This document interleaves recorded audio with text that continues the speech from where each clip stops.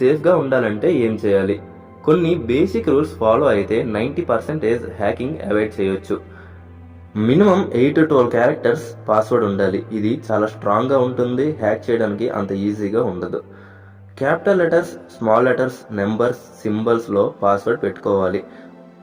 For ఎగ్జాంపుల్గా నా name Sairam అయితే అందులో క్యాపిటల్ లెటర్స్ ఎస్ఆర్ పెట్టుకున్నాను, స్మాల్ లెటర్స్ ఏఏఎం పెట్టుకున్నాను, నెంబర్స్ 1912 పెట్టుకున్నాను, సింబల్స్ ఎక్స్ప్లెనేషన్ మార్క్ అండ్ @ పెట్టుకున్నాను.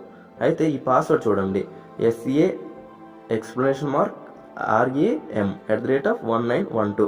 ఇలా మీరు కూడా పాస్వర్డ్ని స్ట్రాంగ్గా పెట్టుకుంటే హ్యాకర్స్ మీ పాస్వర్డ్ని క్రాక్ చేయడం అంత ఈజీ కాదు. ఇంకా ప్రతి యాప్కి డిఫరెంట్ పాస్వర్డ్ పెట్టుకోవాలి. 2 స్టెప్ వెరిఫికేషన్ ఎనేబుల్ చేసుకోవాలి. పబ్లిక్ వైఫైలో సెన్సిటివ్ లాగిన్స్ అవాయిడ్ చేయాలి. అన్నోన్ లింక్స్ అండ్ యాప్స్కి దూరంగా ఉండాలి. మినిమం 6 monthsకి ఒకసారైనా పాస్వర్డ్స్ చేంజ్ చేస్తూ ఉండాలి.